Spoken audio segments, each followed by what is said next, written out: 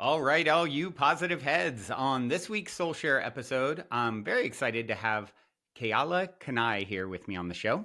Keala is the CEO and co-founder of Inspirian, a leadership training company for people who are, I love this, who are tired of airy-fairy BS and want proven science-backed approaches to obliterating fear, self-doubt, imposter syndrome, procrastination, and everything else that keeps, high performers playing small. So I love that. Welcome to the show, my friend. Thanks for coming. Hey, thank you for having me, Brandon. Really excited to be here, brother.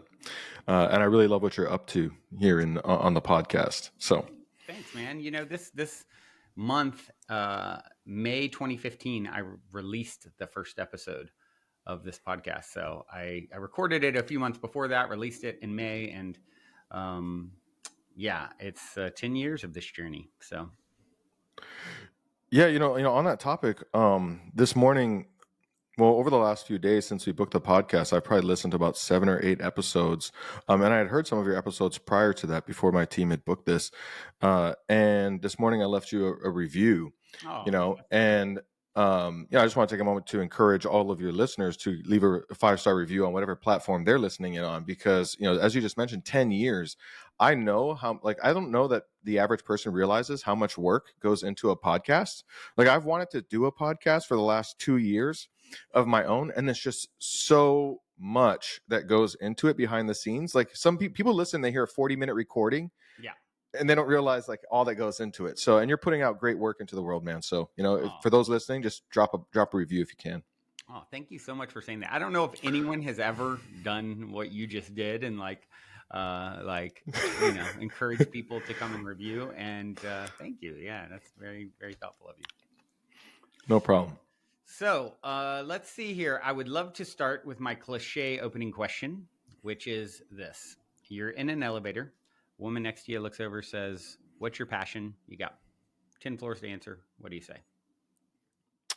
Um, I focus more on inspiration. For me, etymology of the word inspiration means from the spirit within, Mhm. and I'm inspired to help the world see the infinite potential and expansive possibilities of the human soul. Yeah. That's Inspirian's vision, actually.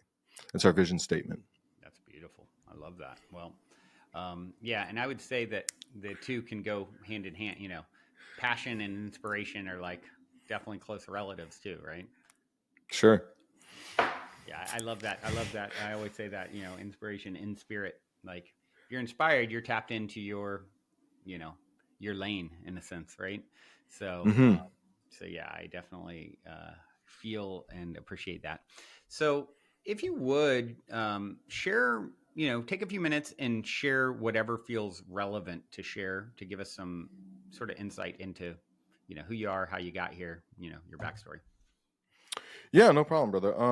To start, I mean, today, obviously, I'm the CEO of Inspirian, and we help entrepreneurs or high performers, really extract the most out of themselves to accomplish big goals, to play the game at the next level, this sort of thing. But obviously, I wasn't always that guy. You rewind back, and I started my first business in 2000. Mm, Found myself in 2009 just an epic failure. mm, Had gone through multiple businesses, all of which had flopped. And I had a pretty interesting experience that was life changing for me. I came home from a barbecue, and sitting on the bed, at the time I was living with some roommates, sitting on the bed was a stack of photographs. And I pick up the stack of, I walk in the room and I'm like, what is this? And I pick up the stack of photographs, and all of the photographs were ripped in half. mm. And at the bottom of the stack of photographs, and there must have been about maybe 15, 20 of them, at the bottom of the stack of photographs was a note from my girlfriend, and it said, "Picture me out of your life." We had been together for 4.5 years. That's a pretty savage way to break up with somebody, Wow. and she is creative, if nothing less. Yes. And so I'm looking at this and I'm thinking, what happened? Like, I didn't know that, like, what was wrong. And initially I thought, oh, she's obviously, she's upset. We'll get back together. Well, fast forward about 2 or 3 weeks later, I had moved out of that room, that room with the roommates. I had moved back in with my mom. I'm living in her spare bedroom. I'm 26 years old, and I'm kind of just pacing up and down the hallway one day, and she hasn't responded to any of my text messages, any of my phone calls, any of my emails. I'm really starting to realize, like, oh my God, I think it might actually be over. And I'm pacing up and down this hallway in my mom's small little, like 1,000 square foot apartment. And I'm kind of going through this mental inventory of everywhere in my life that I'm just like unhappy, not getting the results that I want. And it dawns on me, like this life-changing question dawns on me. And the question was, what if it's me? Like when I looked around at my life and I realized, like, all of these areas of my life that I'm not satisfied in, the only common denominator is me, right? That's the only thing that all of these things have in common. Yeah. And there was this moment where it's like, oh my God, it is me. And then like it was kind of a hard pill to swallow, but it's also like the greatest source of power and freedom that I've ever had in my life. Because when I realized that, I was like, well, then if it is me, then I can do something about me. I can't change my mom, change my brother, change my family, change my upbringing, change the economy, change the politicians, change the marketplace, change, like all of the, there's nothing, none of these things that can I change. But if it's me, shoot, I can do something about me. And so I called up a friend of mine who had been telling me about this like personal development class that he had taken that had been life-changing for him. So I call him up and I reach out to him and I say, like, hey man, I feel like I'm at rock bottom. Tiani left me. We've been together 4.5 years. I told him the story about how she left me. And I was like, I'm just looking for something different, man. I think I might be the reason that I don't have what I want in life. And he was like, oh dude, you are on the path now. Yeah. So he sends me to this seminar. Within 3 days, like my whole life changes. My paradigms shift tremendously. And from that point forward, so that was July of 2009. From that point forward, I just fell in love with, personal development, quantum physics, self-mastery, whatever name you want to give it. I took what I learned from that class, and over the next few years, so I would say self-mastery is really my first obsession. It's the thing that I spend the majority of my time on. But I took what I learned from that class, and I eventually launched my own business. Built that business to, I started out as an affiliate marketer, which for those who might not know, that's basically, I ran ads for other people's offers on the internet and they paid me a commission when I did it. That's how I made my first $1 million. And then in the process of that, people, it's very common for people to ask me, well, how are you doing it? Like, what's your Facebook ad strategy? What's your, how do you write all the copy for these, offers? Like, what do your funnels look like? This sort of thing. So I started running one-off courses, teaching people what I was doing. That eventually turned into a courses and coaching business, which we launched in 2016. I scaled that from 0 to $1 million a month in 4 months. Did over $140 million with that business before I sold it in 2024, to return back to my initial passion, which is really, taking the things that I've learned over the years about self-mastery that really I feel like have given me a unfair advantage in the marketplace, almost like the Midas touch, if you will, and taking that and really harnessing and focusing on that and delivering that service to the world, because I get so much more, fulfillment and inspiration from watching people have these remarkable breakthroughs and really realizing how remarkable and sensational. So our core belief at Inspirian is that every human being has something remarkable to offer the world. Now, not every human being might be ready to accept that.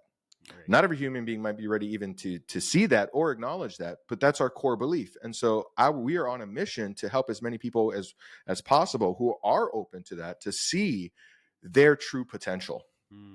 Yeah, I love that. I love that. And I fully agree. It's like, the seed is there. The right conditions need to be created in order for, if I find acorn and put it on, the little boy finds the acorn and puts it on a shelf in his room, it's going to stay an acorn. If it is in the right soil with the right light and the right water, an oak tree can emerge. Exactly. And I believe that there's, the spark is in us all. The divinity is in us all. The same spirit, the consciousness that animates my form is the consciousness that animates your form. The separation between us is illusory in nature, I believe. And it's like, okay, so once it's in us all, but are we ready? Maybe in this life, some people just aren't quite ready to realize the full potential. And that's a part of a bigger narrative that ends up serving them. And it's like, and what you're saying is like, okay, how do I find as many people who are right there and need the medicine in a sense that you have for them to the conditions so that that oak tree can start busting out. Yeah, what you're hinting at is in physics is called the law of conservation. Mm. So law of conservation of energy. So and you've heard of this before, everybody's heard of this before, right? That everything in the universe is made up of energy. Energy cannot be created or destroyed. It can only transform, Right. right? So all in other words, all that can exist does exist. And Mm. all that will exist has always existed. Right.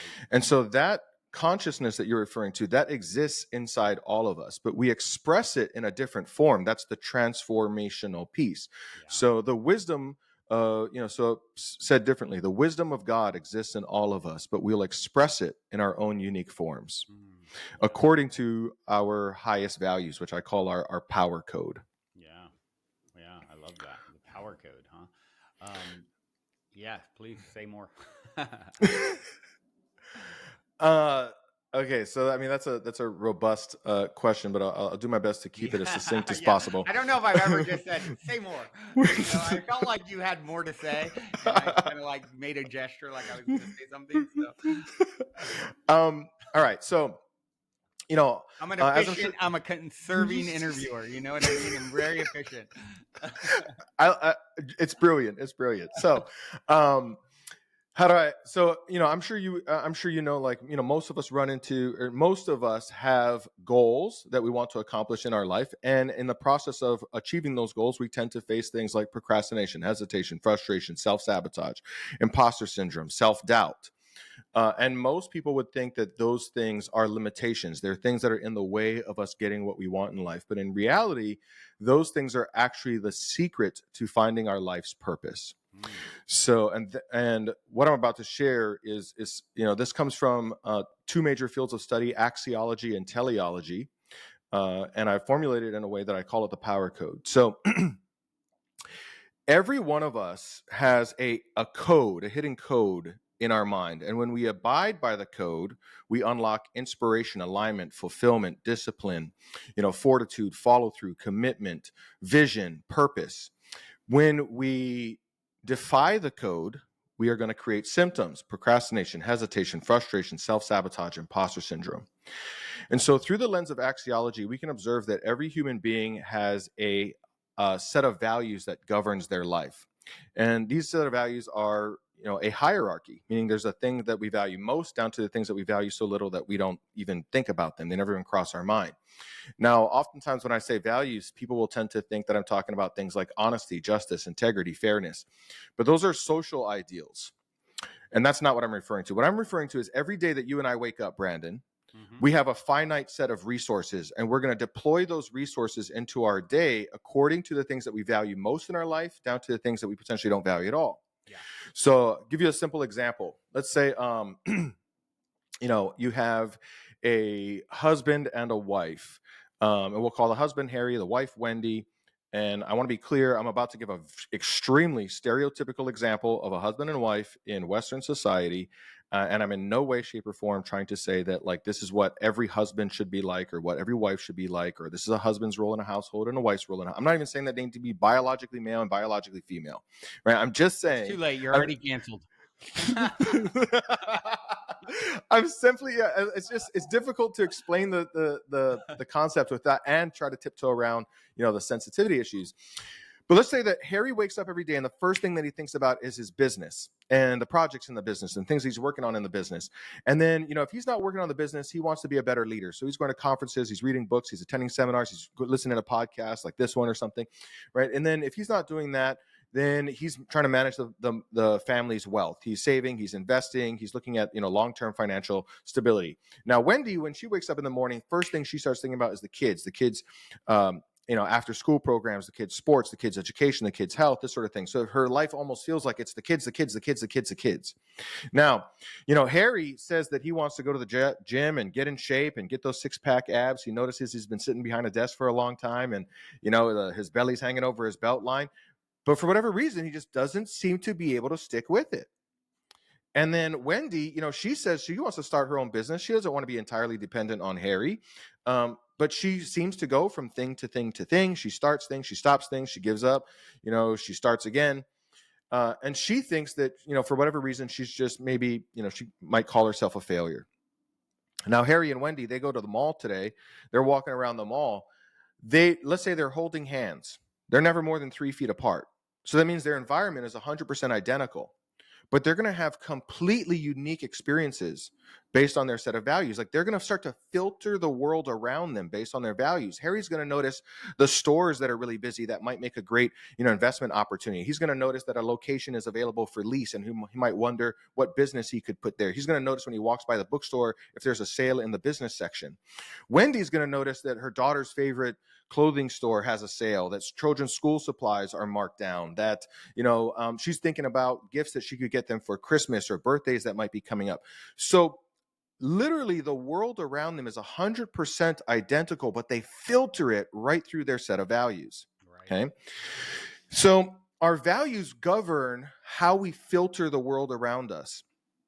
And this is more important, like when it comes to goal accomplishment, our values will also determine how we spend our resources, our primary resources being time, energy, and money. Right. So every day we wake up with a finite amount of resources, a finite amount of time, energy, and money that we're going to deploy into our day. And they're going to get deployed in direct proportion to things we value most. So the majority of time, energy, and money is going to go to Harry's business, then to him becoming a better leader, then whatever's left might go into savings. Then maybe he goes and plays golf with the guys or something, to network. Wendy wakes up in the morning and the majority of her time, energy, and money goes into the kids, getting them ready for school, getting them dressed, taking them to school, dropping them off, picking them up, planning their, activities for after school, getting ready for soccer, practice, this sort of thing. And so what happens is our values will, chew up our resources. And oftentimes there's not enough resources left for our goals. That's why he can never really find, he never has enough time to invest in the gym. He might get motivated. He might get temporarily motivated. Mm-hmm. He'll go to the gym. He'll sign up. He'll show up for 2 weeks. He'll buy the supplements. He'll get the gym bag. He might even hire a trainer. But then one day he can't get off the toilet because he had leg day the day before, and he's like, I don't know if I could do this anymore. Yeah. Wendy goes and, she'll start a business. She's initially excited about it. She's temporarily motivated. And after about a month, when things start getting hard, or she faces rejection, or people say no, or, there's an expense that comes up that she can't afford, she eventually gives up on it. And so what happens is when we're operating by our highest values, we unlock purpose, alignment, fulfillment. Like, nobody has to tell Wendy to get up every morning and take care of those kids. Yeah. She doesn't have to put an appointment in her calendar to remind her that they got a soccer game on Saturday. Right. She doesn't need an accountability partner to make sure that she picks them up from school. She doesn't procrastinate on those things. Same with Harry. He doesn't need an accountability partner to hold him accountable to go building his business. Because when we operate by our highest values, which I call our power code, then we are inspired from within to go do the thing. In other words, it's our soul's calling to go do it. Yeah. But when we try to pursue goals that are in conflict with our values, we need external motivation and accountability to hold us accountable to taking the proper actions, because we don't have that internal inspiration. So when we adhere to our values, we have purpose, alignment, vision, mission, clarity, certainty, confidence, and an unrelenting pursuit to make manifest that thing in our life. When we try to pursue goals that are in conflict with our values, we attract the opposite. We need external motivation and accountability. We have, uncertainty, fear, doubt, concern, procrastination, hesitation, frustration, self-sabotage, imposter syndrome, which is really our mind's way of waking us up to the fact that we are trying to live an inauthentic life. So if you think about it like this, Brandon, imagine, think about how beautiful that is, that our own physiology is designed to lead us back to our soul's calling, to our life's purpose. Yeah. Wow.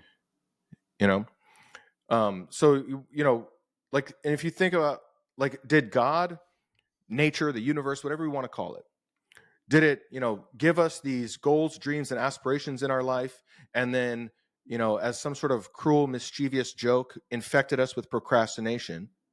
Or is it possible that that's served a purpose all this time, but when we don't understand what purpose it serves, then we perceive it as a problem and we can't see the hidden blessing inside of the apparent curse? That's pretty, yeah, that's so insightful and really empowering, right? To Mm-hmm. be able to take this thing that feels so disempowering and say, no, actually, it's a tool serving you to course correct you. Um, yeah, and so I'm curious though. Okay, would you say there is a scenario where imposter syndrome or maybe your experiences that have your failures in the past, now you're meant to walk this path, you're really excited about it a lot of time, and if you feel inspired, but then these thoughts creep in that keep you, like doubting yourself, right? I mean, do you see a scenario where the two sort of can cross paths? It is my highest path, and my past experiences are coloring the lens. It's like I expect that I'm going to fail because I've failed 7 times before or whatever. Yeah, I'd be curious what you would say to that. Oh my gosh, you're asking such a good question. Okay, and this is I've learned this from listening to your podcast that you are good at asking questions, insightful questions. So, in other words, can we both be operating by our highest values, our power code, and still experience imposter syndrome, as an example? Mm-hmm. So the answer is absolutely yes, because there is, in physics we would call it equilibrium. Mm-hmm. And I would refer to it as equanimity. So there's always a balance um, unfolding in the universe. So Mm-hmm. in physics, we would say, like, for every action, there's an equal and opposite reaction. uh, and so whenever we get out of, like that voice of self-doubt, it can also serve as a balancing mechanism. So if we get too prideful, Mm-hmm. too egotistical, too inflated, we will have, like, our psyche will try to bring us back into balance. Mm-hmm. So, because think about it like this. So if you didn't have imposter syndrome, so if you have imposter syndrome, Brandon, there's one thing I know about you. You're probably not some narcissistic jerk who thinks that the whole world owes you something, who's willing to take and take and take from everybody else and give nothing in return. Right? Be accurate. Right. So that imposter syndrome, that thought process of, like, wait, am I good enough? Can I really do this? Is this something that is really achievable for me? Does it serve a purpose? I would say that it does serve a purpose, and it keeps the ego, and it abides by the laws of the universe in the form of equanimity, bringing the mind back into balance. And here's the question though: does it stop you, Great. or do you move forward? Right. So when you're pursuing the things that you value most in life, you will hear those voices and keep moving forward. Mm-hmm. If you're pursuing something that is challenged, that is in conflict with your values, you'll hear those voices and quit. Mm-hmm. Like, I bet if I put you on a stage, Brandon, and asked you to talk about universal consciousness and the synchronicity that permeates all living things on Earth, you would probably talk for an hour. But I asked you to get on that same stage and talk to me about the Dallas Cowboys and their their NFL, their work in the world of NFL history. You'd be like, I don't know if I'm quite the guy that should be talking about that, because Right. it's probably not something that you value. And I can relate, because I'm not big on sports either. Sorry, dudes that are listening. It's funny that you use that example because as a kid, I was really into sports and I was obsessed with the Dallas Cowboys, like young life. Where Oh, perfect. I'd watch with my grandfather, and it was like I grew up in Virginia, and the Washington Redskins at the time were, and the Cowboys had this big rivalry, and everyone's a Redskins fan, and I'm a Cowboys fan. I remember I would cry when the Cowboys lost to the Redskins. Like, I'm like 9 or 10, and these days, like, no, I'm not into watching other people live out their dreams while I'm in the sideline rooting. I'd rather go, like, pursue my own dreams. But it's funny that you use that example because it was a part of my very early journey, and specifically the Cowboys. So you speak about synchronicity, and funny enough, as you say that, like, so when I was in, like, the 4th grade, I was, like, the biggest Cowboys fan, and I used to love watching football with my dad. And today, like, there's one football game every year that I watch, and it's the Super Bowl, because I love watching the greats Yeah, right. perform at the highest level. Sure. Exactly. Besides that, though, you like won't catch me watching a game, Yeah. you know? Yeah, I relate to that. I'm down to watch the Super Bowl or whatever, or the NBA final or what, finals, that kind of thing. Wimbledon's finals, because I Yeah. love playing these sports is so fun, but I'd rather be in the game and, like you said, seeing the greats at the pinnacle of their success in their moment. There's something special about witnessing that. I mean, I'm a fan of human excellence and human achievement. So when I get the opportunity to see the greatest of the greats, Yeah. like the legends of our time, do the thing that they're amazing at, then, I'll take that opportunity any given day of the week. Yeah. Right. I got a question for you. What with people that you work with, what do you do to help them when they are stuck in these patterns of limiting beliefs? I just referenced this talking to a friend earlier. This I call them jar jumpers. This you may have heard this before, where you can put fleas that can jump so super high, easily jump out of a jar, but if you put a lid on the jar, they will jump and hit the lid, right? And then they'll readjust based off of that. And then you can take the lid off after a time and they'll continue to jump, below where the lid once was, even though they could easily escape. Mm-hmm. So what do you do with the jar jumpers? The people who have these limiting beliefs, they're just jumping, they've got the story, whatever. How do you help guide them to break through that imaginary barrier? So there's a couple of ways that we do this. And I'll give you kind of the slow track and the fast track, if that's okay. So Sure. everything that I just shared, when we talk about like tapping into the power code, what you're really tapping into is like your greatest source of power. And by the way, it is our power code is not static. We're not born with it and we die with it, but it's organic. It changes over time. And so we can shift our values to match our goals, or we can shift our goals to match our values. So if we find that we're experiencing a lot of procrastination or things that are keeping us from achieving our goals, those are our options. Either shift our goals to match our current set of values or shift our values to match our goals. That's what I did. So, I shifted my values to meet my goals so that I could become the person capable of creating the life that I wanted to create. And so, we give away a free assessment at thepowercode.com that people can take, and it will help them get clarity around exactly what their unique power code is. And in that, at the end of that assessment, we give them an exercise that they can do. And so ultimately what you're referring to is what we call remyelination of the brain. So when we're talking about creating new actions or taking new actions in our life, so when we're talking about creating new results in our life, what that really comes from is taking new actions in our life. And what that really comes from is having new thoughts or thinking patterns or brain activity, because all all action is preceded by thought. Right. And so what you're really talking about is changing the brain. And so when you refer to a flea jumping in a jar and hitting a ceiling, and then the flea is not able to, even when you take the lid off, the flea is not able to jump out of the jar, it's because when we relate that back to humans, that portion of the brain is so heavily myelinated. So myelin is the sheath that kind of wraps around our neural pathways in the brain. And the more heavily myelinated that neural pathway is, the more automatic the thinking becomes. Mm-hmm. And so we grow up with this programming in our classes, in our live classes, we call it programming. In cognitive psychology, it's called schemas. So from the age of about 0 to 7 years old, a child's brain is operating at theta. So essentially the same as hypnosis. So in other words, they're just absorbing everything in the world around them. They have no firewall to protect them.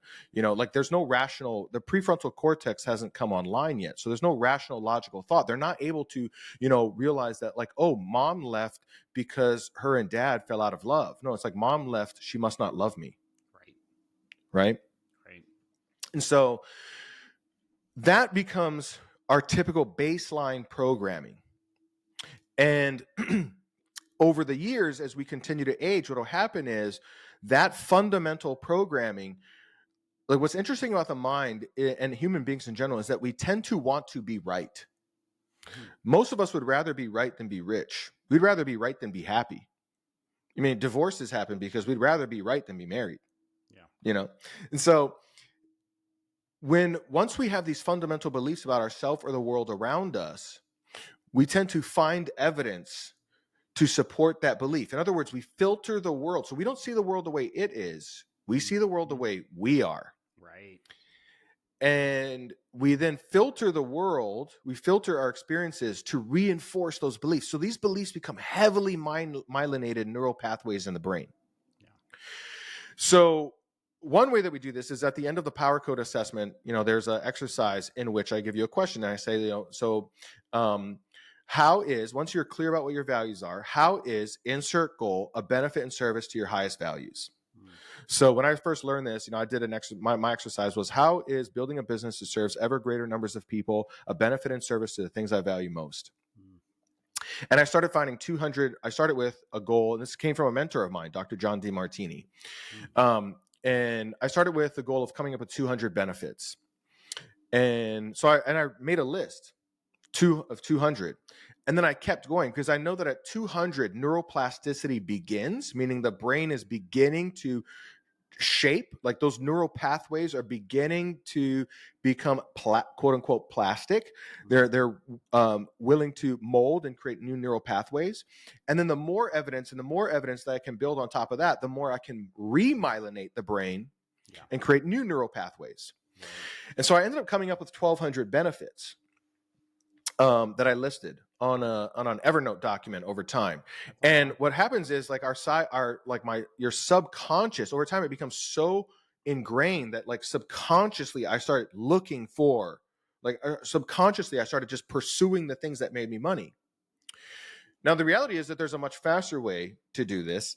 And so when you talk about remyelination of the brain, there's repetition, which is what I just gave you, like 1,200 benefits. Another is just real life experiences. Like nothing changes our brain faster than real life experiences. Right. Like think about we can probably all look back on something in our life that was like so challenging or traumatic or, exciting and exhilarating that like forever our life was different after that. Yeah. And that's because like the brain is an adaptation tool.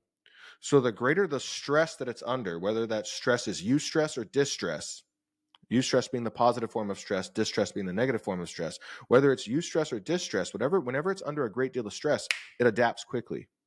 It creates new neural pathways. So we have a 3-day online class. It's we call it Genesis, and this is for the people that want to take the accelerated route to behavioral change, and it is all experiential. So it's not like sitting and taking notes. There's a facilitator running the class, but you're not going to sit and take notes and like put it in a notebook, put it on a shelf and never revisit it again.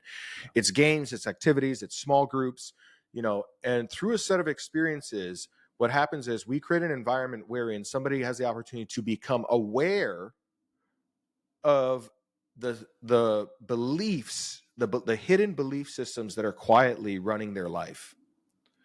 That are like just below the surface, outside of their awareness. And so oftentimes in these classes, people all of a sudden, they'll have scientifically we call it a gamma burst. So a gamma burst is when, distant portions of the brain connect momentarily and we have the aha moment. So the scientific term for that is a gamma burst. It's when there's an electric charge in the brain, usually between 30 and 100 gigahertz. And that's that, oh my God, I just realized this. Yeah. That gamma burst creates the doorway for neuroplasticity. So it opens the door for the brain to change. Cool. And so we take people through the process of like having these discoveries. And so we'll often hear from people like, oh my God, I just realized, like when I was a kid, I used to hear my mom saying this, this, and this. And then I look at my life now and I just keep playing out that story over and over again. Or I remember this one time I was 6 years old. I was in the store with my dad, and he left me, in an aisle and I felt lost. And ever since then, I've had this, like, I cling to men, and like they start discovering what's really running them. And then you can really change it. So in other words, it's like the flea realizing, oh shit, there is no lid. Yeah, right. Just look You know, up. I made the lid. Yeah. The only lid is in me. Right. Oh man, if that means if the lid is in me, then I can remove the lid, and then their life can really change and take hold from there. Yeah. Yeah. That's yeah, that makes a lot of sense. And it's yeah, it's just understanding. It's like, understanding it's like the user's manual to your physiology, and understanding that and tying it in with these um, perspective shifts. It's like really the combination that's necessary to reprogram our, we're human computers, right? Totally. So So Jung, I think it was Jung who said, if you don't understand, and I'm gonna botch this quote, unfortunately, but if you don't understand your unconscious programming, it will run your life, and you will call it fate. right. Right. Right. Yeah. And so you'll think like, oh, this is just always what happens to me. This is who I am. This is how the world works. Yeah. But in reality, it's your traumas, it's your pains, your sufferings, your limitations, basically filtering the world around you to reinforce your ability to be right about those things. Yeah. Yeah. And then until we learn to, and whatever we don't learn to love, we repeat. Whatever we judge, so we have these experiences in our life that we judge or we have resentment towards, and then anything that we judge, we attract, create, or become. Right. Right. Yeah, it's wild. It's all like a mirror, right? And so Mm-hmm. it's, to the degree that we judge is equivalent to the degree we are ignorant, and understanding that it's happening as for you, not to you, through you, as to show you something and reflect something to you about yourself that you need in order to step into the next greatest and grandest version of yourself. And Mm-hmm. so when you put on that lens, it doesn't mean you love the thing that the person did that is hurtful or whatever, but you at least now can, like, okay, why is this happening for me? What is the, where is the medicine in this? I might not see it today, I might not see it tomorrow, but I know it's there. I trust the mystery of it, and I understand that it will ultimately present itself, and I will use this as fertilizer to sprout into something more. This shit is actually fertilizer, right? And I think just that understanding alone and perspective, being able to take that on, it's such a game changer in the type of life that can be lived. You're referring to like the hidden order in the apparent chaos of life, Right. and the ability to see the hidden order, like the divine order of things. I was reading recently that the Black Plague of the 14th century, the bubonic plague, it took an estimated between 30 to 50 million lives. And during the 14th century, people thought, this is a curse from God. We are damned by God for our sins and whatnot, because that's how that was the best tool that they had to explain life. Yeah. Now you fast forward. What most people don't know is, if you fast forward now to the 1980s, there was, because of the Black Plague, there was a mutation in the gene structure for people who descended from that population. And that mutation in the gene also made them immune to the AIDS epidemic in the 80s and 90s. Wow. I did So not in know other that. words, so in other words, something that took millions of lives saved millions of lives. Wow. Wow. So there's a divine order in all things. Yeah. Earlier I called it, in physics it's called equilibrium. I'd refer to it as like psychologically equanimity, meaning there's a perfect balance. Like nothing is inherently good or inherently bad. Those are judgments that we use because human beings learn through contrast. We can't understand hot unless we can understand cold. We can't understand happy without sad, right? We literally learn through contrast. But at a quantum level, there is no contrast. There's only one. Mm-hmm.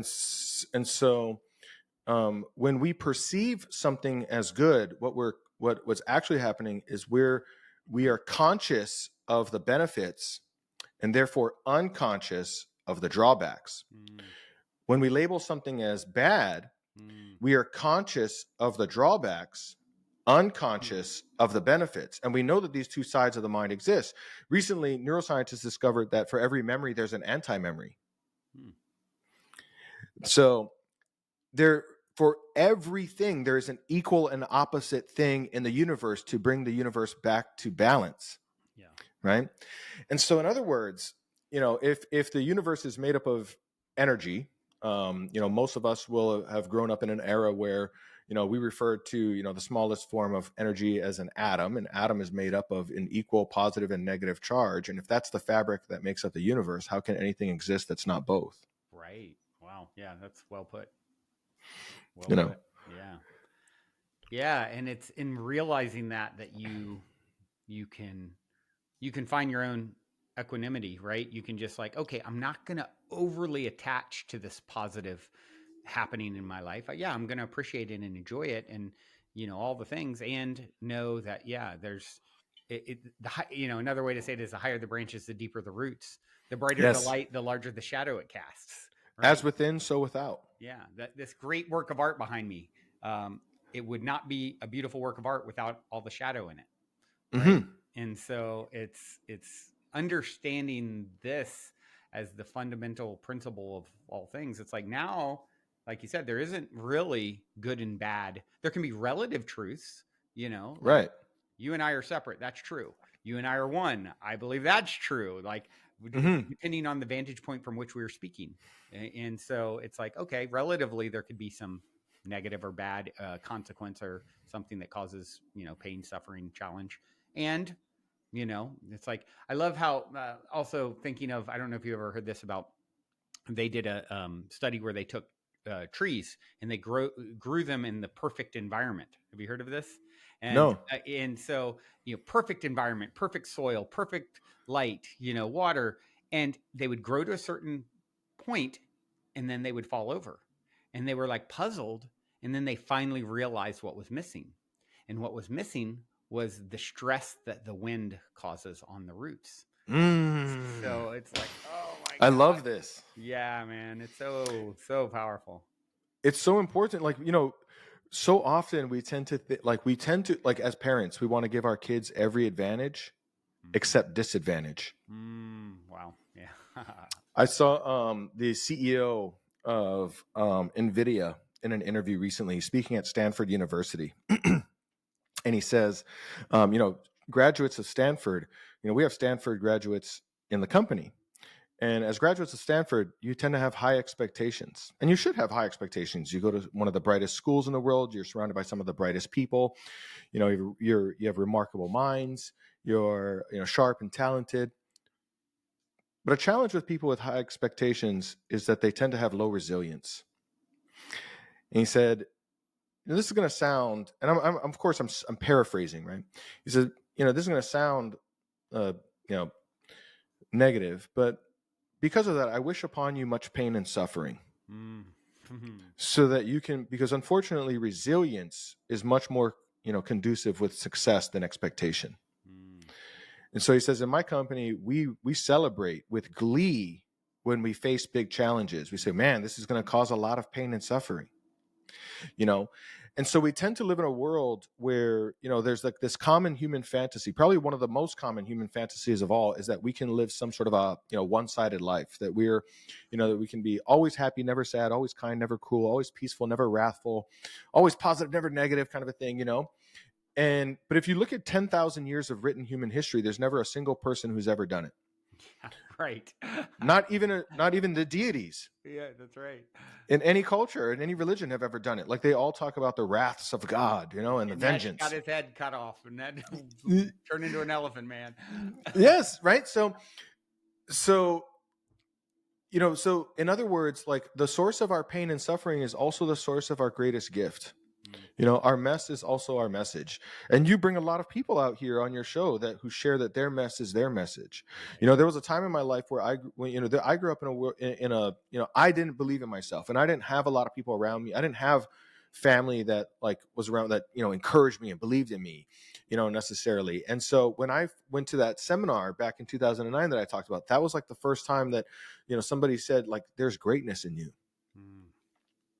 And that's why when I left that room, like, I wanted to take what I learned and I wanted to become an example of that greatness. Not so much because I wanted to reap the rewards, but because I wanted my life to be my message. Mm-hmm. You know, like I don't want to tell people that they're great. I want to live a great life. And therefore, by example, I'm showing you that you can too. Yeah. Yeah. That's so much more powerful than just the, waxing poetic about the stuff, which is great and important. And it's kind of like, if someone is going to talk to me about, you know, um, health and wellness and they're, you know, severely obese, I might listen a little less. And I hope so. although you might make the argument like, hold on, this because this person is so obese, they have some insight into what health should be. There's that, but generally speaking, like, oh, what kind of results has your perspectives gotten you? And I think Right. that's it's like walking the talk and living the experience. I mean, as an entrepreneur myself, having my first sort of win with a company, I was living on my friend's couch and $20 in my pocket, and within a few years it was the Inc. fastest growing private company and 100 employees. And it's like, you can't learn and study, you realize that you can't there's not enough books you can read to take you through the experience of walking and living and taking that sort of journey. And Totally. yeah, it's the experiences. And I think that's what really all of us did, coming here as spirit in human form. We bought the ticket and we want to take the ride to the fullest. And the tools that you're talking about are the way to get on the fast track, I would say. I'll share this quick story with you because I think it's a great example of the point that we're kind of revolving around, right? Which is essentially like whatever we don't learn to love. Like most people will get caught in a cycle of revolution where they repeat the same patterns over and over again. And they wonder, like, why does this keep happening to me? Like, we probably all know, like you and I probably know people. I mean, I definitely know people who like they date the same person over and over again. They just got different hair color and a different name, and so, when I was rewind to 2018, the company was very successful. We had grown to, like I said, from 0 to $1 million a month in 4 months. We're doing about 20 million a year at this point. And my business partner and I were going through a partnership breakup. And it is getting ugly, right? I mean, we're not. I had that experience too. Right. So it's good. So you know what I mean? Like, I mean, it's a legal battle, right? It's essentially, we're going back and forth. We're fighting over custody of a business that's, doing $20 million a year with a healthy profit margin. And so there's a lot at stake. And so I was actually at one of our advanced classes because the work that I do now in Inspirian, I've kind of always done it. I just did it behind the scenes of my other businesses. Now it's like the prominent thing. It's the number one thing that I focus on.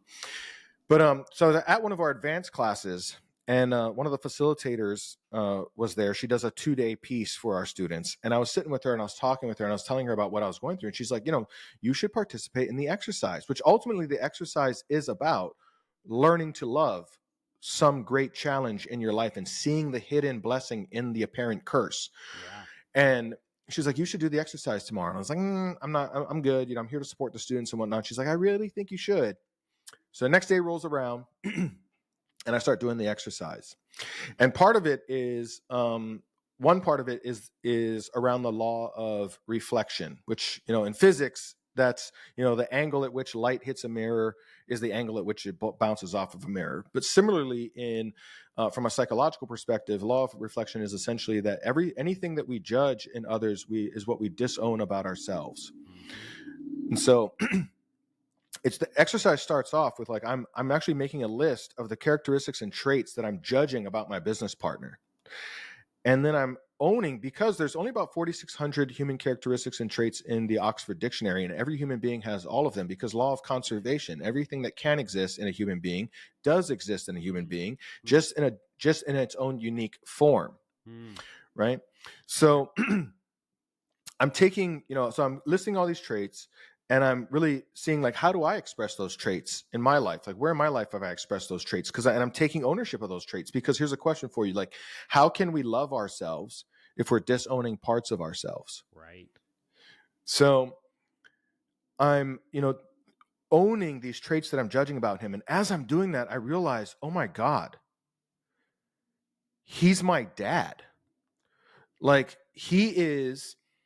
I'm judging him because, quite frankly, like he wanted to be on vacation 8 months out of the year, work 4 months out of the year. And when he came and worked at 4 months out of the year, he just made a mess of everything that we were doing and then left me to clean up the mess when he left, Right. And I'm like, dude, we're running a $20 million a year business. I'm working 7 days a week, Right. Like this is no longer a 50-50 partnership, dude, And so I'm judging him as basically being an absentee father to the business. Right. Which, when my parents divorced, I judged my dad as being absentee because, for the first couple of years after divorce, he wasn't around. And I think that, he wanted to, like, he felt like if he hurt my brother and I enough, then my mom would come back to him, kind of a thing. And okay. And so I judged my dad as being an absentee father, and I kind of resented him for years. And this is 2018. So that was in 96. So this is what, 22 years later, I'm still holding on to this stuff. Wow. Or whatever the math is. So I realized that and I say, oh my God, it's my dad. So I look and I realize, wait, I judge my dad for being an absentee father. Get this. I didn't meet my son until he was 10 years old. Oh, wow. I became an absentee because what we judge, we attract, create, or become. Right. I became my father to my own son. Wow. Still did not learn to love it. And then to continue to learn the lesson, I've now married my father in the form of a business contract, a business partnership. Yeah. Wow. And so I start looking back. And so this is where like the magic, the beauty of this starts to unfold. I look back at that time in my life when my dad left. And what had happened is I was 13 years old. My parents had divorced, and I went from a 2-parent household to a no-parent household over the course of one summer because my grandfather, my mom's father, was dying of cancer. So we would come home from school, and my mom spent all her extra time at her parents' house, and my dad was no longer in the home. And so, there was a night even when I was 13 years old, and my brother and I were having dinner alone, and he asked me, "Do you think mom and dad still love us?" Wow. And I remember that night I sat up that night and I couldn't sleep because I was like, man, my brother's hurting, but I don't know how to make him feel better because I don't even know the answer to this question for sure. Wow. And so, but I looked back on that time in my life and I remember feeling like I didn't have a voice, like nobody cared what I had to say. Nobody was listening. And so because of that, I started to act out. But remember, so our voids, earlier I talked about our values. Our values are derived from our greatest voids. Whatever we perceive to be missing in our life, we'll try to fill that void in our life. And voids are an illusion, but still, because of perception, we experience them. Mm-hmm. So I felt like I didn't have a voice. Well, fast forward to 2018. That day, sitting there doing that exercise, I built such a big audience in my niche that if I would have clicked sent an email that day and said that I was going to do a webinar that night, I could have easily had 1,000 people or more who would have gathered around to hear what I had to say. Oh. So my void became my value. In other words, my dad leaving gave me my career. And I wouldn't want to change that for anything in the world. Right. So if I had it to do over again, I would want my dad to leave again. Woo. Yeah. And that's a place beyond forgiveness, right? Like, so forgiveness is, and don't get me wrong, forgiveness is better than resentment, right? It's better than drinking poison and hoping the other person dies. But forgiveness is also still this place of an imbalanced perception, because essentially what we're saying is, I'm right, you're wrong, I'm going to let it go this time, but don't you ever do it again. Mm-hmm. Beyond forgiveness is gratitude. Mm-hmm. It's realizing there is no right or wrong, that everything is serving me, that there's a hidden order in the apparent chaos of life. And Dad, the greatest pain you ever served me was also the greatest gift, and I love you for it. Thank you so much. Ooh. Yeah, it's true understanding. It's like at the deepest level of realization and understanding, a thank you is in order. Yes. And Yeah, that's such a powerful story, and I love how you just brought it all back, and the amount um, of transmutation that occurs when one Mm. goes through that process. I mean, I look at okay, so my own business journey with parent betrayal by business partner and friend, and it was me and my brother and these two other partners, and it's a whole crazy story with our you know the journey of the business I referenced, where I went from my friend's couch to an Inc. fastest growing private company to getting offered to be bought out for $30 million. Within 12 hours of that offer, we lost 90% of our revenue, which then imploded the whole deal. And then we discovered our two business partners that we gave equity to were trying to figure out how to wrestle what equity was left from us after getting hit by this asteroid. And we walked away and started something new. And I've come years later and had a healing with one of those, who was my really close friend. And my brother has not, and he still holds all this judgment and resentment. And it's like, it's night and day how we're experiencing that that happening that we went through, based off of the perception and understanding and of it's happening for me, not to me. And yeah, and what's painful about hanging on to it is it really creates, that's what can lead to cancer or health issues and sickness. And because you're holding on to this vision, it's like that, in part I can look at my brother and see part of the reason he is so driven with his current business is like there's probably a part of him that's like, I'm going to rise from the ashes and do even better in spite of you know doing this awful thing. And so it's yeah, I can definitely see it in my own life. And it's interesting in this scenario because we both are in two different places with the event that we both you know experienced, if you will. Right. And that's so you transmuted that into something, into a higher calling for yourself. Um, Tell me about that. Like, what was the if you don't mind me asking you Sure. some questions, I Sure. mean, Sure. but what was your process for that? Like, what was your healing journey Mm. through that? It's a great question. So what happened is, as I started the business, kind of realized like, oh my gosh, I have a tiger by the tail here. Brought my brother in within 6-9 months, where we really turned it into a real business. Opened an office and started hiring people, and it wasn't just me figuring out this kind of like this model. And then about a year after that, we brought in sort of my best friend and ex business partner, and we had been very enmeshed before, and he's very skilled individual as well. And so for many years, it was the three of us um, doing well. We were a great balance for each other. And then we brought in towards the end of the journey a guy who had taken a company from a million a year in sales to $1 billion. He had this huge exit, and he came in as like, okay, like you're scrappy entrepreneurs. I'm like this sort of weird visionary entrepreneur, like spiritual. I'm starting my podcast on consciousness at the time, and this podcast, and so he came in to kind of, I'm gonna get this to a point where we can sell it. And Hmm. then when that fourth person came in, the friend saw him. He's always attracted to the guy with the millions. Like, I want that. And so it became a little bit of like, oh, he kind of turned on us, like Brandon's the crazy one, all the spiritual stuff and whatever. And then those two got together, and it was like ego energy weird. And all of a sudden, me and my brother felt like we were on a different team. I'm stepping away day to day to work on start this podcast.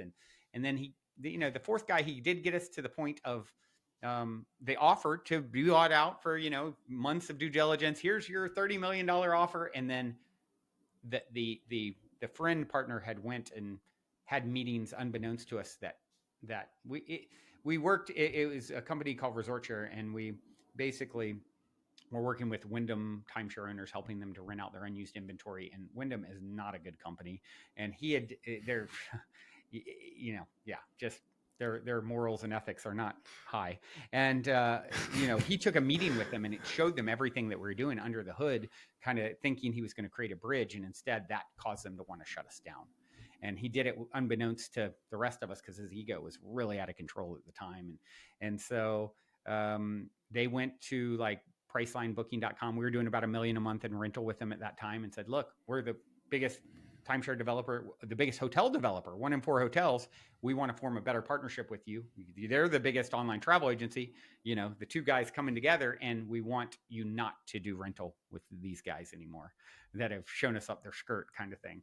And so they, Booking called us and said, look, we hate to do it. We love the $1 million a month you're bringing us in rental revenue, but it's, Wyndham, they own 1 in 4 hotel chains. So we got pushed out essentially. And then we discovered that, these two were trying to figure out how to get what equity was left wrestled from me and my brother. Meanwhile, we had given them their equity to begin with. We were the original founders. And so that was really painful. And I remember, though, just gets back to kind of your question, is like the friend partner, the one who'd been with us most of the journey, he had asked me months before that. It had been real weird that last year. His energy had completely changed and how he was our dynamic, but we spent some time together months before. And he said, hey, Brandon, you've started this new podcast, and let's say it really takes off and does well, and you're still on payroll with, Resort Share with our company. What if our new partner tries to lay claim to, hey, you're still on payroll here, therefore I'm entitled to some percentage of what you've created? This is how they were thinking, right? Right. And I said to him, doing the work I do and having the perspective I have, I said, if he were to try and come and take it, I would give it to him, because you can't take what I am. There's infinite more behind that, and little did I know that months later this would happen, not with the podcast, but, with our business. And then we would discover that those two, just because my brother happened to have email access to one of them's webmail from years earlier and saw that they were plotting how to wrestle equity from us. And I got to go and live that experience out and saying, hey, I see that you guys are trying to take what's left. We'd been hit by this asteroid. Their energy was really weird and even a little scary. Me and my brother said, look, we're the creative anyway. Let's just step away. And we ended up, I got to live that out. I handed it over to them. What we'd been offered $30 million before, 4 months earlier, I said, look, you don't have to try and take what's left. You can have it. We just want a full release from all the mess. And, we'd lost, we had all these client obligations and lost 90% of our revenue. We just want to release. And I got to live the experience of walking away. As I had said I would, in a slightly different context months earlier. So I look at it, and I write about this in my book. This is he played the villain in my hero's journey tale, right? And one of my favorite interviews on this podcast is a guy, Dr. Eben Alexander, who Harvard neurosurgeon, got meningitis, the brain expert who's not into anything woo-woo, gets a, brain bacteria, is in a coma. After 7 days, they say, pull the plug. And his brain's fried, and he miraculously comes back. And all he remembers is what he was shown on the other side. And one of the things that he said is, the villain in your story often is your best friend on the other side. They're playing that role for you. And so that's exactly what I feel with this particular character. I didn't talk to him for 6 years after that. I submitted my book in 2021, where I talk about, you can read about, and this is if you go to goldenkey.gift and use the code LOVE, you can get the book for free, audio or ebook. But if you read it or listen to it, you'll hear me say he's the villain in my hero's journey tale. And it was a divinely designed gift, even though I hadn't talked to him in 6 years. And the day I submitted the book to print, phone rings, and it's him on my phone. And my girlfriend at the time's like, you've got to answer. And I answer, and he's like, hey, I know you probably don't want to hear from me, but I've been on this intense spiritual journey in the last few years. You were right about all the stuff you were sort of preaching at the time. And we ended up having this deep healing and, redemption. And now he's one of my greatest allies in my life again. And no one believes in me more and wants to support me more. And he's wildly successful with, running the biggest weed farm in the world. And, and so, it's so you can see it's just a story of divine beauty and design. And, his child's mother has my birthday. His grandmother has my birthday. And it's like, that's a big synchronicity in my life. It's like, this is family playing a role so that I can have an experience. I got to walk the talk of, I'd give it away because there's infinitely more behind it. I got to experience that, perspective, You have to practice what you preach. That's right. That's right. And so, yeah, so, he's, as you mentioned, and you mentioned beautifully, like he is the villain in your hero's story. Like you don't become a hero without the villain, That's right. right? And then at every level, there's another devil. Yep. And so, like, every time that we go to level, like, so my business partner, like at the level of my 13-year-old self, my dad was the devil. Yep. At the level of my 34-year-old self, or whatever it was in 2018, that my business partner was the devil. Mm-hmm. And as we so often we want to achieve and grow and create more, but we want to do it while avoiding the hardships, the challenges, the devils along the way. But they are the thing that forges the character and mind necessary to become the person to achieve the thing that we are setting out to achieve next. That's right. Right. They are the They're the thing that you catalyst. sharpen your axe upon. Yes. Yes. Yeah. And Yes. my favorite. I had Neil Donald Walsh on, the author of Conversations with God, and I asked him, do you know what my favorite book is of yours? And he named one of his big best-selling, Conversations with God books, and I'm like, no, it's actually your children's book, The Little Soul in the Sun. And I recommend everyone to read this story. And it basically, what it goes into is like these souls that play the role of the bad guy, they're actually doing it because they love you so much. They're willing to suffer and lower their vibration to become and do the awful thing. And they're suffering to get there. You've got to be in a dark, egoic, negative space to be what, my ex-partner was in that state, And so that's actually, when you think of it in that lens, like, oh, that soul played the role and it cost them, to do the thing. It's like, and it's actually a great demonstration at the ultimate level of love, and they suffered for your ability to have that experience. It's like, wow, that's really beautiful and profound. We tend to think about, like, we have we tend to have this, like, fantasy around love, that if you really love me, you'll never hurt me. Mm-hmm. The old fantasy, like the Disney fantasy of happily ever after. Yeah. Right. But in reality, you don't know anybody who's ever been in love and not been hurt. Yeah. Right. Because because love, well, actually, love is both sides, right? Like, love is both the pleasure and the pain. Yep. And so we tend to fall in love, like the person that we fall in love with, part of their role is to play the opposing side. Like, so we tend to, from an axiological perspective, we tend to marry somebody with an opposing set of values, because they make our lives more whole. Mm-hmm. Right? Like, my number one value is my business. You'll find easily, if you look at my life, you'll see that I spend the majority of my time, energy, and money every day is on my business. Yeah. My fiance, we've been together 20 years. The same girl that I said left me at 4.5 years in, like, we eventually got back together. We've been together 20 years now. Wow. And she, her highest value is on relationships and connection. And so, we are a perfect, if we weren't clear about the work that we do, we might perceive, like, we tend to project our values on other people. Mm-hmm. So, we expect other people to live by our set of values. It's kind of an innate human nature desire. And so if we didn't do the work that we do, we would constantly be projecting on each other, like, man, babe, you're not doing this for the business. You're not helping. You're not giving me enough time for me to, like, go work on the business, blah, blah, blah, blah. And she would be like, babe, you're never spending any time with me. You don't spend time to connect with me. Like, we don't go on dates anymore. Like, we could totally be projecting those things on each other. But instead, through this work that we do at the Power Code, like, I know what her power code is. She knows what my power code is. And one of the questions that we'll ask ourselves, especially in tense times in a relationship, is okay, so how is her highest values a benefit and service to my highest values?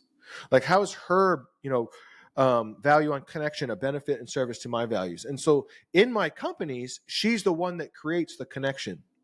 She's the one that creates that, like, family-like culture inside of my business. Cool. Right? Cool. Because of the business, she has time for the connection and the relationships and, traveling and seeing her friends and her family and bringing them to come see us and all these sorts of things. And so there's this beautiful balance playing out. But my point is, we marry somebody who's the opposite. And when we're in love, what you'll notice is that because of equanimity, because we are going to, like, everything in the universe eventually finds a balance, right? Just like the Black Plague took lives and saved lives, as an example that I shared earlier. Mm-hmm.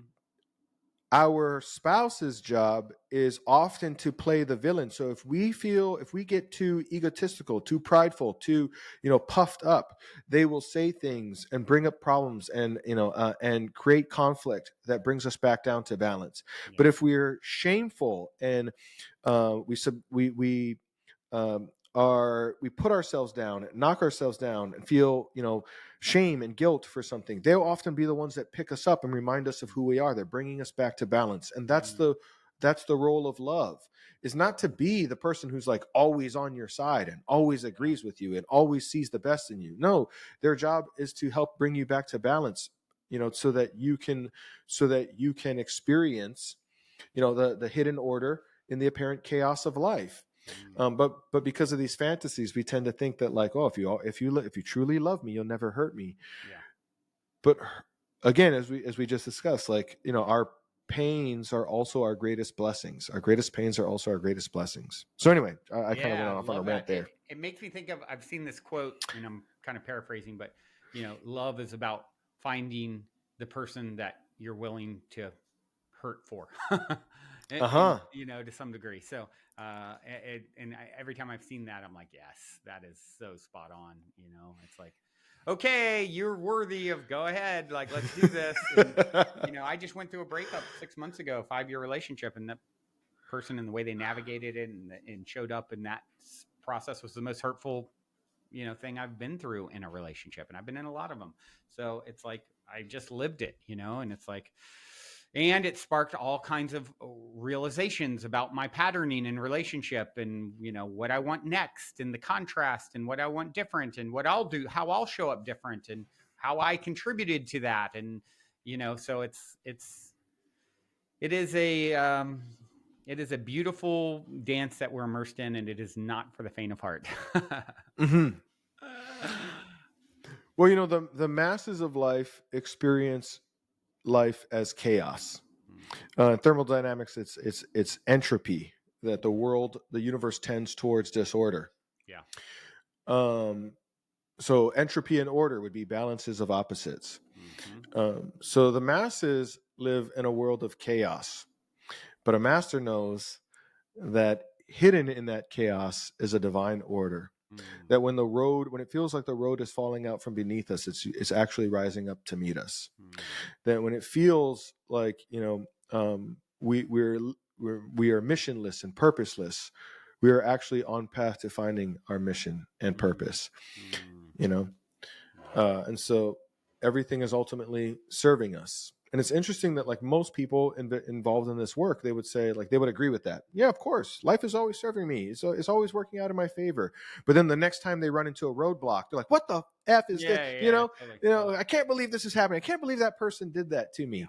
And it's like, it's one thing to say it. It's another thing to practice it. And like at Inspirian, as an example, like, ultimately what we do is we equip people with the set of tools necessary for them to live it, not just believe it. Yeah, well said. Very cool. Well, this has been amazing, man. Like, yeah. I mean, so much wisdom dropped in this episode. And as we sort of wind down here, one of the things I mentioned to you at the beginning was I always love hearing any inspiring story, whether synchronicity, serendipity, positive paranormal story, or just something, an inspiring, tale. So curious if you have anything fun up your sleeve to leave us with. Well, I mean, I did think the story about, like, me becoming my dad and then marrying my dad was a pretty good story of synchronicity. True. From a fairly profound aspect. I've definitely found, in my life, I look for those moments where things start to just click. And when we operate by our highest values, things do tend to click. It tends to, like, feel like things are in flow, like everything's just kind of falling in place. When I started my previous business, the one that I exited last year, I remember having a conversation with my business partner at the time where we were saying, we should we need to hire he was saying we need to hire a CTO, so that we can create our own membership platform, because the way that we designed our courses and curriculum was like a very specific process that we want to design, and we couldn't find any platform that delivered it exactly the way that we want to deliver it. And he was saying, I'd really love for us to find a CTO that would be able to help us find a team of developers that would help us build our own platform, and then one day we could potentially even build a platform and sell it, to other course creators and coaches and whatnot. Yeah. And I hung up that call with him. An hour later, a woman messages me on Facebook that she was in our community for a while. She messaged me on Facebook and she goes, "Hey, I was just wondering if you guys might be looking for a CTO, because I have a friend who started going. I shared my login to your courses with him, and he feels like you might have captured lightning in a bottle, and he would like to chat." So within 2 hours of this conversation with my partner, I'm on the phone with this guy who's a CTO from the UK. He's looking for a new job. He's leaving a big oil company here in the States. And he's like, "Listen, man, I went through your course and I think like we could create something magical here. Have you thought about building your own course structure platform so that you could, deliver this content in like, a more unique way to your customers?" I'm like, "Dude, we're trying to do exactly that." Wow. 2 weeks later, he was hired in the company, and he helped us develop over the next 12 months a completely unique and different course platform that was not just a courses platform. So it's not just where people like logged in and got their material, but it was also the affiliate tracking platform. It had like all of their funnels, all of their advertisements, like all these different things in the platform all in one. And he helped us build that. And eventually he built that team to a 9-person team of developers. And we had our own revenue stream built into that. And like, and I've just found consistently over and over again that in my life, when I'm living by the power code, I just like things just click. They come together, just over and over and over again. Last night I did a webinar. So as I transitioned into this business being my primary business, 2 of my older clients reached out to me and they're like, "Dude, we've got these leaders in our organization." They run a network marketing company. "We got these leaders in our organization. We'd love for more of our leaders to go through your classes. Like we think it would be, monumental for their growth. Like we know what it did for us. I mean, they've done $500 million in sales by themselves. Wow. Like we know what it's done for us. We'd love, for our leaders to get to know what you're up to." So about a year ago, I started working with them, but more so on their marketing and sales processes and that sort of thing. And as they learn that stuff, they're like, "Man, can I come attend your classes?" So they came to my classes. Well, last night, so this last month, we were struggling a little bit. Like some of our advertisements weren't working the way we'd like. Our funnels weren't working the way we were like. We were running into a little bit of a customer acquisition issue. And so I just kind of, reached out to them and was like, "Hey, would you by any chance be willing to refer some customers over?" And they're like, "Oh my God, we were hoping you would ask." Wow. So last night I did a webinar and, 75 new customers in a day. Wow. Right. Amazing. So, when we live by the power code, we unlock our greatest power, and the universe kind of bends to help us accomplish our mission and our purpose. Yeah. Amazing. Well said. Well, yeah, this has been such an awesome and inspiring combo.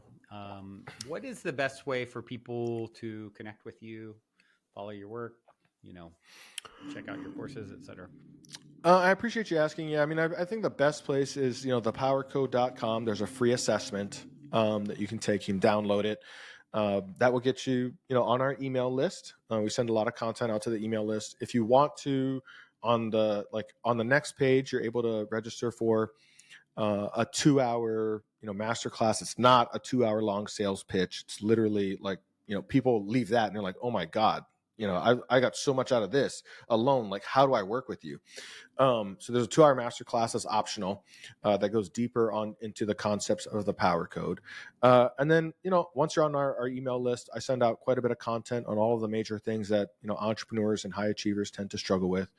YouTube channel, Keala Kanae, or at Real Keala Kanae. Instagram, Keala Kanae. Facebook, Keala Kanae. So Cool. we're out there. Amazing. Well, I do have one final question for you, and it is my cliche closer. And it is this. What is the meaning of life, according to Keala Kanae? I believe we are here to love, to learn love. And this has been my experience in my work. When you can see the hidden order in the apparent chaos of life, you will know beyond a shadow of a doubt that you are loved by a divine love, and that everything in your life is here to serve you because it comes from a place of love, and we return to a place of love. I love that. My favorite quote, a little remix I did of John Lennon quote, love is the answer now. What was the question? Yeah. Yes. Amazing. Well, thank you, my friend. This has been super Thank you. inspiring. As I said, I have so enjoyed it, and I know the listeners have as well. And yeah, I look forward to crossing paths again, and perhaps in 3D. And yeah, until next time, you as well as all the listeners out there, journey well. Thank you. I love you so much.